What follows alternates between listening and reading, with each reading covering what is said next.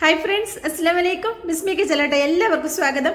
ഇന്ന് നമ്മൾ പഴം വെച്ചിട്ട് വെറൈറ്റി ആയിട്ടുള്ള സ്നാക്കാണ് തയ്യാറാക്കി എടുക്കുന്നത്. 3 ഐറ്റം സ്നാക്ക് തയ്യാറാക്കുന്നുണ്ട്. നല്ല സിമ്പിളാണ്, എന്നാൽ അത്യാവശ്യം നല്ല വെറൈറ്റി ആയിട്ടുള്ള സ്നാക്ക് കൂടിയാണ്. അപ്പം നമുക്കിത് എങ്ങനെയാണ് തയ്യാറാക്കുന്നതെന്ന് നോക്കാം. പഴം ഏതായാലും കുഴപ്പമില്ല, നമുക്ക് വെറൈറ്റി ആയിട്ട് തയ്യാറാക്കി എടുക്കാൻ പറ്റും കേട്ടോ. അപ്പം ഞാൻ ആദ്യം എടുക്കുന്നത് 2 നേന്ത്രപ്പഴമാണ്. 2 നേന്ത്രപ്പഴം നമുക്ക് ഇതുപോലെ ഒന്ന് കഴുകിയെടുക്കാം കേട്ടോ, പഴത്തിലെ പൊടിയൊക്കെ കളയാൻ വേണ്ടിയിട്ട്. എന്നിട്ട് ഇതുപോലെ ഒന്ന് വരഞ്ഞതിന് ശേഷം 2ആയിട്ട് മുറിച്ചിട്ട് നമുക്ക് ഇതുപോലെ ഒരു ആവി ചെമ്പിൽ വെച്ചിട്ട് ആവി കയറ്റിയെടുക്കാം കേട്ടോ. പഴം നന്നായിട്ട് ഒന്ന് വെന്ത് വരണം. ഇതിൽ നല്ല പഴുത്ത പഴവും യൂസ് ചെയ്യാം, കുഴപ്പമൊന്നുമില്ല. അപ്പം ഇത് നന്നായിട്ട് ഒരു 10 മിനിറ്റോളം ഒരു മീഡിയം ഫ്ലെയിമിൽ വെച്ചിട്ട് ആവി കയറ്റിയ സമയത്ത് നന്നായിട്ട് വെന്ത് വന്നിട്ടുണ്ട്. ഇത് പഴം കാണുമ്പോൾ തന്നെ അറിയാം, നന്നായിട്ട് അതിങ്ങനെ വിടർന്ന് വന്നിട്ടുണ്ട്. അപ്പം അതിൻ്റെ തോലൊക്കെ കളഞ്ഞിട്ട് ഇതൊന്ന് നമുക്ക് ഉടച്ചെടുക്കണം. ഇത് അത്യാവശ്യം നല്ല ചൂടുണ്ട്. ചെറുതായിട്ടൊന്ന് ചൂടാറുന്ന സമയത്ത് കൈകൊണ്ട് തന്നെ നന്നായിട്ടൊന്ന് ഉടച്ചെടുക്കുന്നുണ്ട്.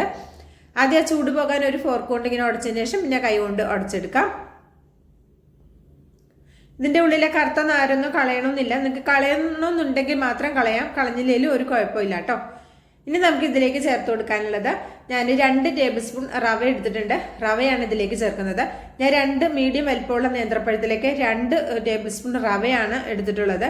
വറുത്തതോ വറുക്കാത്തതോ ആയ റവ നമുക്ക് യൂസ് ചെയ്യാവുന്നതാണ്. എന്നിട്ട് നമുക്കിതൊന്ന് കുഴച്ചെടുക്കാം. ഒരുപാട് റവ ചേർത്ത് കൊടുക്കരുത്. ഇപ്പോൾ എന്താ പറയുക, നമുക്ക് റവയുടെ ടേസ്റ്റ് അല്ല, പഴത്തിൻ്റെ ടേസ്റ്റാണ് വേണ്ടത്. അപ്പം ഈ രീതിയിലൊന്ന് കുഴച്ചെടുത്താൽ മതി. അപ്പോൾ ഇതിലേക്ക് നമുക്ക് കുറച്ച് ചേരുവകൾ കൂടി ആവശ്യമുണ്ട്. അപ്പം നമുക്ക് ഇതിവിടെ മാറ്റി വയ്ക്കാം. ഈ ഒരു പരുവത്തിലാണ് കുഴച്ചെടുത്തിട്ടുള്ളത്. ചെറുതായിട്ട് കയ്യിലൊട്ടും, അത് കുഴപ്പമൊന്നുമില്ല.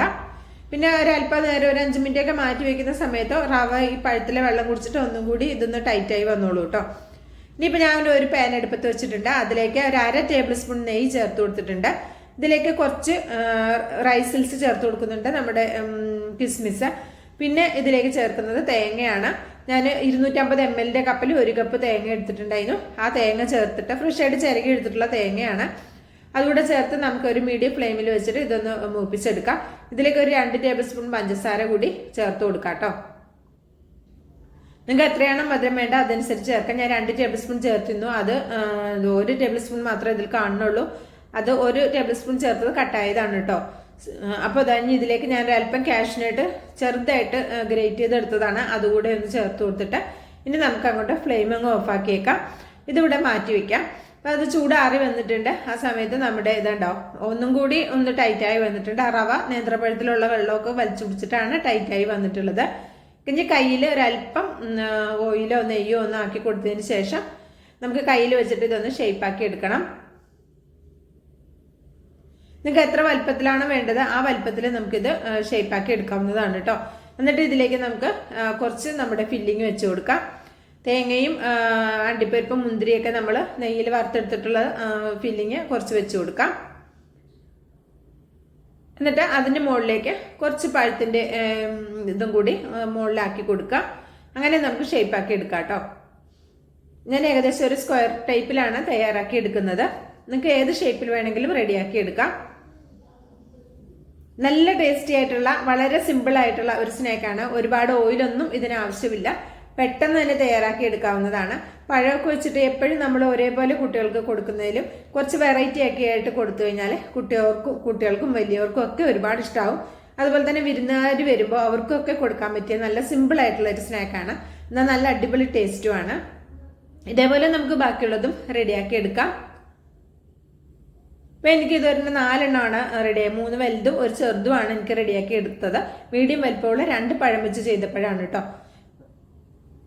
ഇനി ഇതിലേക്ക് അല്പം ഓയിലാണ് ആക്കി കൊടുക്കുന്നത്. നിങ്ങൾക്ക് ഇതിന് വരെ നെയ്യ് മതിയെങ്കിൽ ഒരു 1.5 ടേബിൾ സ്പൂണൊക്കെ നെയ്യ് ചേർത്ത് കൊടുത്താലും മതിയാകും. ഇനിയിപ്പോൾ ഇതുപോലെ സൈഡൊക്കെ ഒന്ന് വേണമെങ്കിൽ ഒന്ന് ആദ്യം മൊരിപ്പിച്ചിട്ട് അതിന് ശേഷം ബാക്കി ഭാഗം മൊരിപ്പിച്ചെടുക്കാം. അല്ലെങ്കിൽ ഇങ്ങനെ വെച്ച് കൊടുത്തിട്ട് ഒന്ന് 2 ഭാഗം ആവുന്ന സമയത്ത് സൈഡൊക്കെ വേണമെങ്കിൽ ഒന്ന് മൊരിപ്പിച്ചെടുത്താലും മതി. അത് നിങ്ങളുടെ സൗകര്യത്തിനനുസരിച്ച് ചെയ്യാവുന്നതാണ്. ഒരു മീഡിയം ഫ്ലെയിമിൽ വെച്ച് ചെയ്താൽ മതി. ഹൈ ഫ്ലെയിമിലും ലോ ഫ്ലെയിമിലും വെക്കേണ്ട കേട്ടോ. ഇവിടെ ഒരു ഭാഗം ആയി വന്നിട്ടുണ്ട്. അപ്പം നമുക്ക് ഇതൊന്ന് മറിച്ചിട്ട് കൊടുക്കാം. ഹൈ ഫ്ലെയിമിൽ വെച്ചാൽ പെട്ടെന്ന് അങ്ങോട്ട് കരിഞ്ഞു പോകും കേട്ടോ. ഇതൊക്കെ എല്ലാതും വെന്തതാണ്, പക്ഷെ എന്നാലും എൻ്റെ പുറം ഭാഗം മാത്രം ഒന്ന് ആയി കിട്ടിയാൽ മതി. ഇതിപ്പോൾ ഇവിടെ റെഡിയായി വന്നിട്ടുണ്ട്. നമുക്കൊരു പാത്രത്തിലേക്ക് കോരി മാറ്റാം.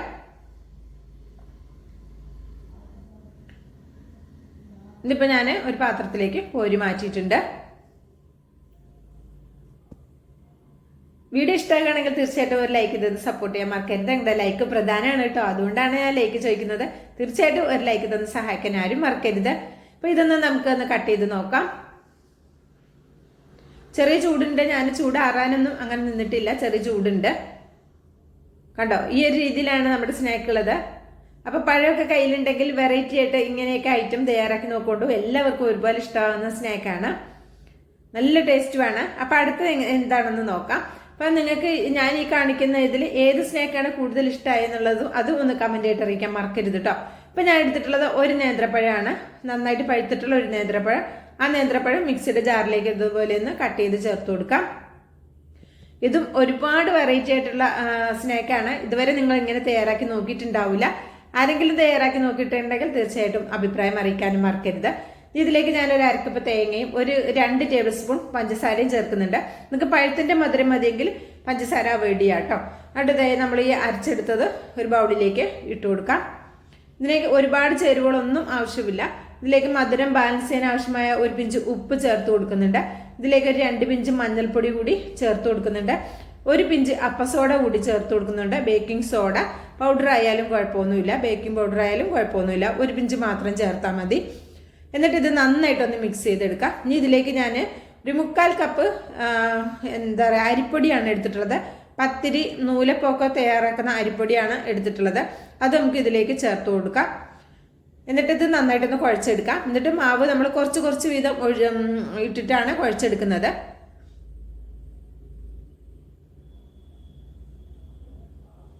നല്ല ടേസ്റ്റി ആയിട്ടുള്ള ഒരു സ്നാക്കാണ് കേട്ടോ. നമുക്ക് കറുമുറയെ കഴിക്കാൻ പറ്റിയ നല്ല അടിപൊളി ഒരു സ്നാക്കാണ്. ഇപ്പം ഞാൻ 1 കപ്പ് 1/4 കപ്പ് ഫുള്ളായിട്ട് ചേർത്ത് കൊടുത്തിട്ടുണ്ട്. നമുക്ക് ഇത്രയും മാവ് പോരാ, കുറച്ചുകൂടി മാവ് ആവശ്യമുണ്ട്. അപ്പം നമുക്ക് ഇതിലേക്ക് ഒരു 1/2 കപ്പ് മാവ് കൂടെ അരിപ്പൊടി കൂടി നമുക്ക് എടുക്കാം. 1/2 കപ്പ് കൂടെ എടുത്തിട്ടുണ്ട്. അത് നമുക്ക് കുറച്ചായിട്ട് ചേർത്ത് കൊടുക്കാം.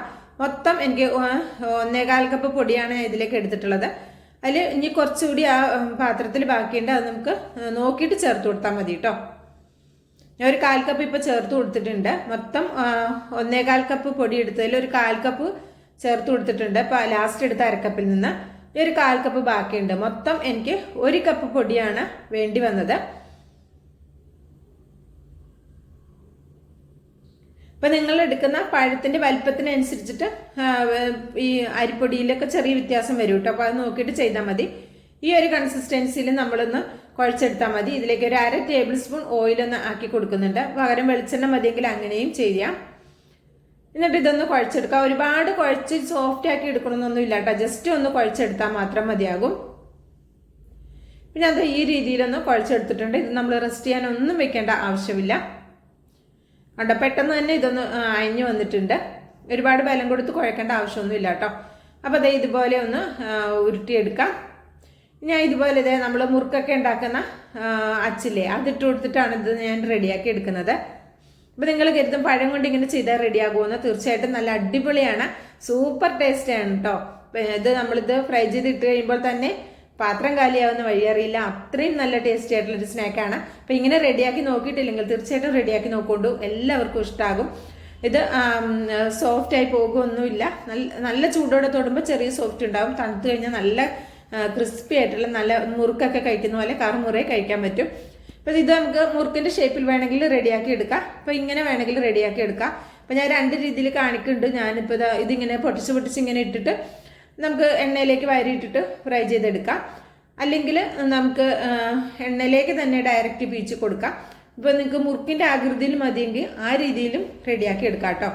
അപ്പോൾ നിങ്ങളുടെ ഇഷ്ടത്തിനനുസരിച്ച് ഇതിലൊക്കെ ഷേപ്പൊക്കെ മാറ്റം വരുത്താവുന്നതാണ്.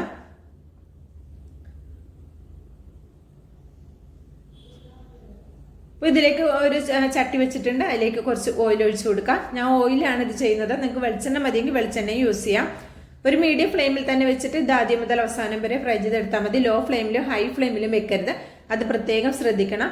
എണ്ണയുടെ ചൂട് ഒരുപാട് കൂടിപ്പോകാനും ഒരുപാട് കുറഞ്ഞു പോകാനും പാടില്ല കേട്ടോ, അത് മാത്രം ഒന്ന് ശ്രദ്ധിച്ചാൽ മതി. ഇപ്പം ഞാൻ ആദ്യം മുറിച്ചിട്ടത് ഇതിവിടെ ഫ്രൈ ആക്കി എടുത്തിട്ടുണ്ട്. അടുത്തത് ഞാൻ ഈ എണ്ണയിലേക്ക് തന്നെയാണ് പീച്ച് കൊടുക്കുന്നത്. നിങ്ങൾക്ക് ഇത് ഇനി ഒരു പാത്രത്തിൽ വെച്ചിട്ടോ അല്ലെങ്കിൽ ഒരു തവിയിൽ വെച്ചിട്ടോ മുറുക്കിൻ്റെ ഷേപ്പിൽ ആക്കിയിട്ട് അങ്ങനെ വേണമെങ്കിലും ആ തവിയോടുക്ക് തന്നെ എണ്ണയിലേക്ക് കാട്ടിയാൽ എണ്ണയിലേക്ക് വീണോളൂ കേട്ടോ. അങ്ങനെ വേണമെങ്കിലും തയ്യാറാക്കി എടുക്കാം. നല്ല ക്രിസ്പി ആയിട്ടുള്ളൊരു സ്നാക്കാണ്. ഒരു പ്രാവശ്യമെങ്കിലും ഇങ്ങനെ റെഡിയാക്കി നോക്കുന്നുണ്ട് കേട്ടോ. അപ്പോൾ അത് ഇതിന് അടുത്ത് ഞാൻ എണ്ണയിലേക്ക് തന്നെയാണ് പീച്ച് കൊടുക്കുന്നത്. ഫ്ലെയിം മീഡിയത്തിൽ തന്നെയാണ് വെച്ചിട്ടുള്ളത്.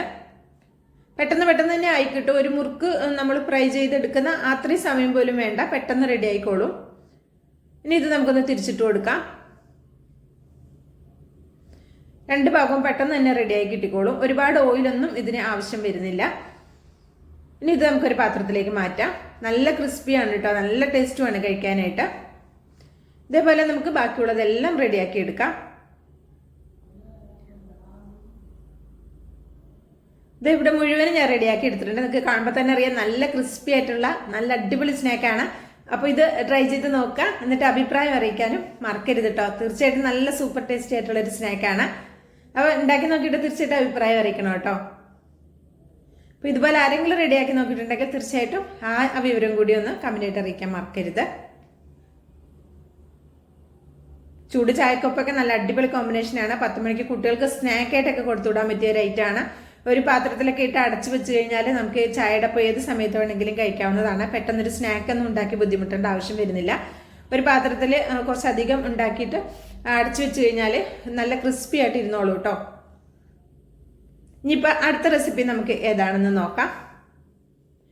അതിനായിട്ട് ഞാൻ ഇവിടെ എടുത്തിട്ടുള്ളത് ഒരു റോബസ്റ്റ പഴമാണ് എടുത്തിട്ടുള്ളത്. അപ്പോൾ ഈ റോബസ്റ്റ പഴത്തിന് പകരം എന്താ പറയുക, ഞാലിപ്പൂവൻ പഴമോ അല്ലെങ്കിൽ മൈസൂർ പഴമോ പാളയംകുടം പഴമോ, മൈസൂർ പഴത്തിന് ചില സ്ഥലത്ത് പാളയംകുടം പഴം എന്നും പറയും. പാളയംകുടം പഴം ഏത് പഴം വേണമെങ്കിലും യൂസ് ചെയ്യാം. ഞാനിതിലേക്ക് മൈസൂർ എന്താ പറയുക റോബസ്റ്റ പഴമാണ് എടുത്തിട്ടുള്ളത്. ഒരു മീഡിയം വലിപ്പമുള്ള പഴം എടുത്തിട്ടുണ്ട്. ഇതിലേക്ക് ഒരു 5 ടേബിൾ സ്പൂൺ പഞ്ചസാര ചേർത്തിട്ട് നന്നായിട്ടൊന്ന് അരച്ചെടുത്തിട്ടുണ്ട്.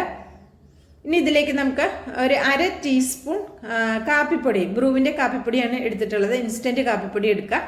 എന്നിട്ട് അതുകൂടെ ചേർത്ത് കൊടുത്തിട്ട് ഒന്നും കൂടി അടിച്ചെടുത്തിട്ടുണ്ട്. ഇതിലേക്ക് ഞാൻ 2 കോഴിമുട്ടയാണ് എടുക്കുന്നത്. ഇപ്പോൾ ഒരു പഴം എടുക്കുന്ന സമയത്ത് 2 കോഴിമുട്ടയാണ് ഞാൻ എടുത്തിട്ടുള്ളത്. അപ്പോൾ ഒരു പഴം എടുക്കുന്ന സമയത്ത് ഈ എല്ലാ ചേരുവകളും ആ രീതിയിൽ വീഡിയോയിൽ കാണിക്കുന്ന പോലെ തന്നെ എടുക്കുക കേട്ടോ. അപ്പോൾ നല്ല പെർഫെക്റ്റ് ആയിട്ട് കിട്ടിക്കോളും.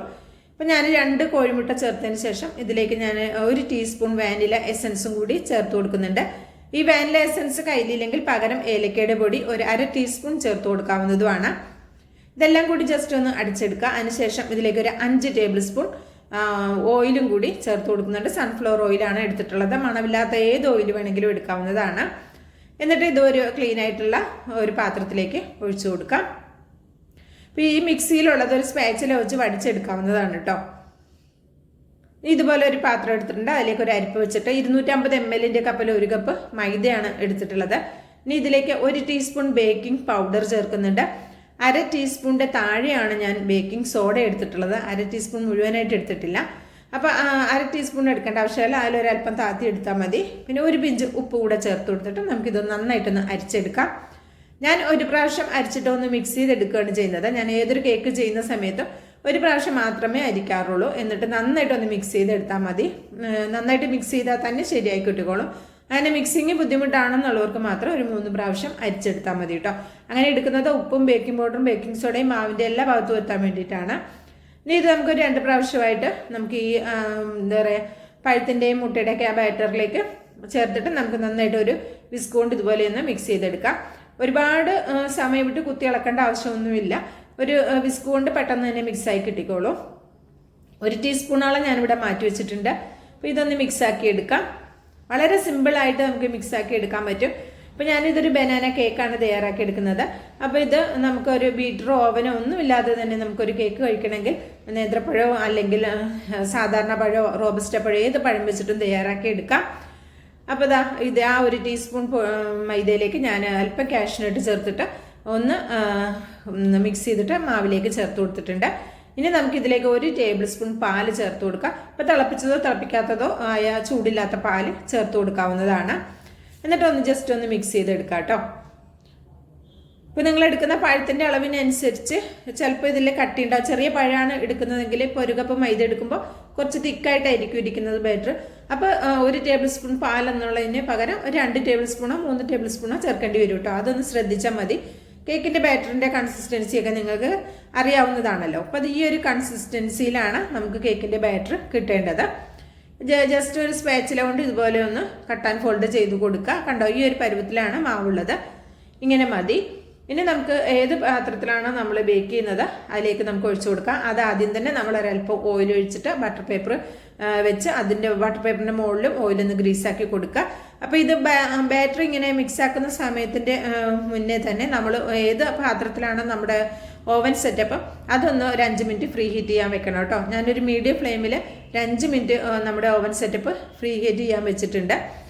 അപ്പോൾ അതിലേക്കാണ് നമ്മളിത് വെച്ച് കൊടുക്കുന്നത്. ഇങ്ങനെ ഒരു സ്ക്വയർ കൊണ്ട് നമ്മളിങ്ങനെ വരഞ്ഞു കൊടുക്കുന്നത് ഒട്ടും നമുക്ക് എന്താ പറയുക എയർ ബബിൾസ് ഒന്നും ഇല്ലാതെ നമുക്ക് കേക്ക് കിട്ടും.